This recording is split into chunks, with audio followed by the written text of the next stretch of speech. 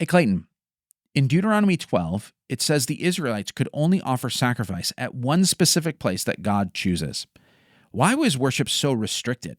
Can't people worship God anywhere, especially if they're sincere?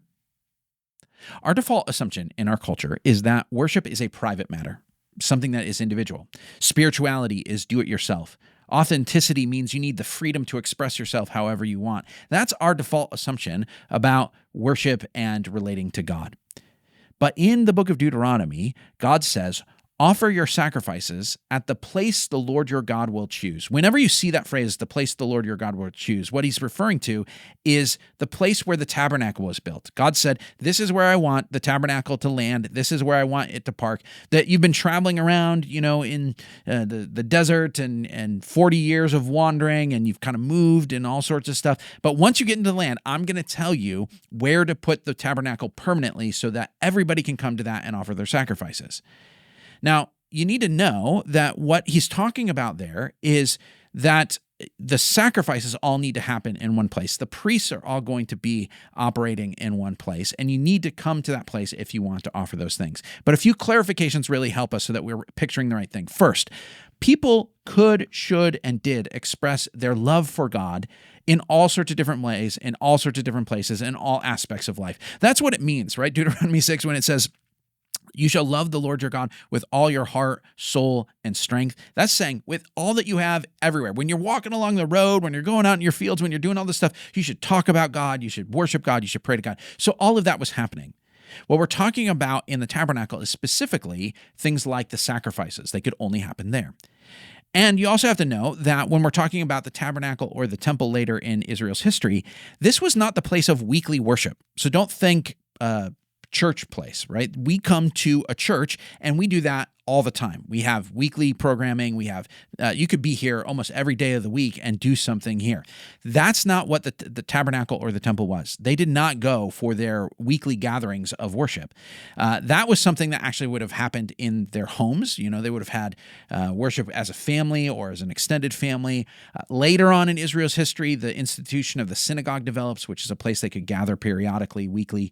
And so those are things that they would do regularly. The tabernacle or the temple was a place where you would go for festivals. This would be an annual thing. A couple times a year, you would go and you would participate in a festival or offer a sacrifice.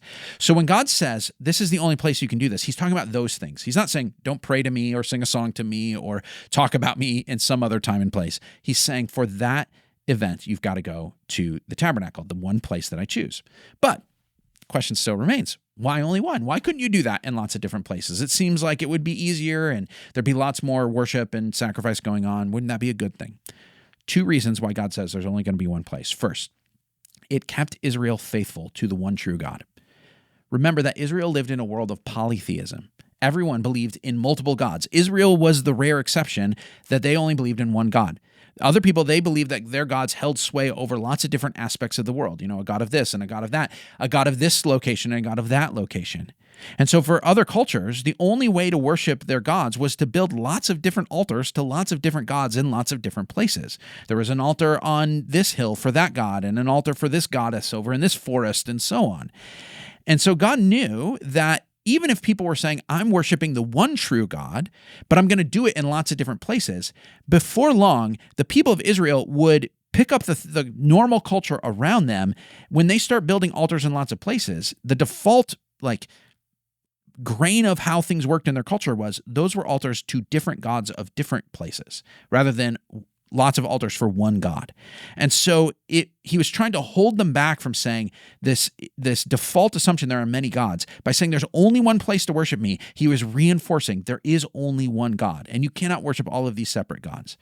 It actually does something really cool, because instead of the world being split up into these warring gods that might have conflict with each other, or different groups of people that have allegiance to different gods, the kind of tribalism of polytheism is broken by the fact that there is one God who could not be controlled or limited to one particular place. And so the establishing of one center actually took God and made it so that he wasn't a local God, he was a universal God.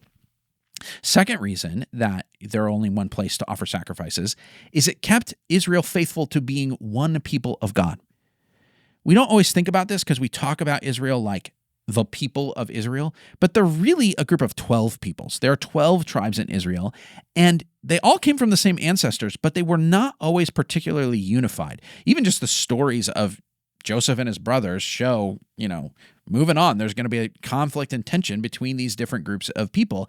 And so God knew that if you let each tribe build a temple or a tabernacle in their area, one for Dan and one for Ephraim and one for Judah and so on, that those groups would start to split from each other. They would each have their own center that they would come back to again and again. So what he decided is, I'm going to make it so that you have one central shrine as a group of people, and all of you have to gather multiple times a year in this one place. And so this was a thing that reinforced you are one people with one God. You are one people with one God, because they kept coming back to it.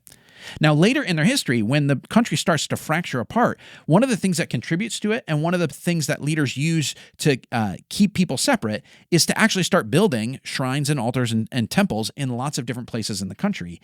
And so this was actually a strategy. They were often temples or shrines to God, but they would put them in different places so that no one would travel to some other part of the country. They wouldn't go to Jerusalem to go there because they need to stay up here in the north, that sort of thing. And so keeping one place of worship was going to keep the people unified. A couple other thoughts that might be helpful thinking about this. It's really important for us to hear that worship is meant to be done on God's terms, not ours. There's actually a danger when we start customizing our worship to meet our preferences. Say, whatever way you find to worship, wherever you find to worship is a good thing, that's authentic.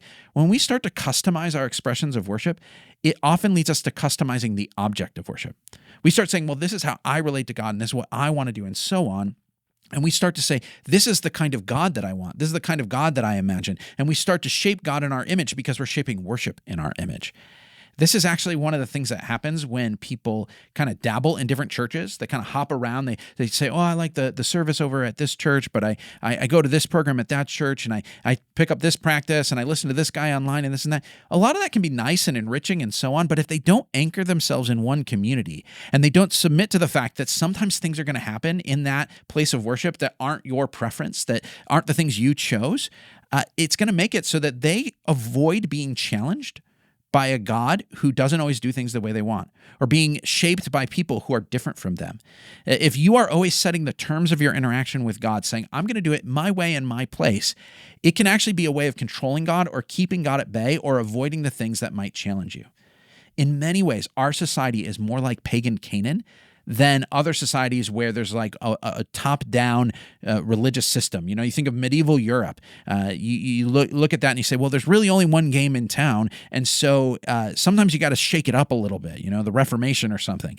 But we're not like that anymore. We've got so many different things going on and so much do-it-yourself spirituality that we're a lot more like a polytheistic world that says, I'll pick this God that I like and that God that I like and worship him and this guy and that. I'll have a little Jesus, a little meditation, a little astrology, throw in some crystals for balance, and I'm going to make my own thing.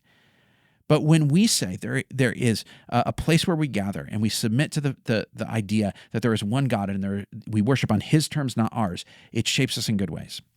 Another thing that this does, having only one place of sacrifice in the Old Testament, is it actually points to the fact that there's only going to be one Savior in the New Testament, that there is one Jesus who is the one person you've got to go to. If you want to get right with God, you can't just go find your own way to do that. You've got to come to the one and only way to God, the true temple, the true sacrifice, the true place of worship, and that is Jesus. Thanks for listening. If you've got your own questions, email questions@BibleSavvy.com. Like and subscribe to catch our regular episodes every Monday on the Bible Savvy Podcast.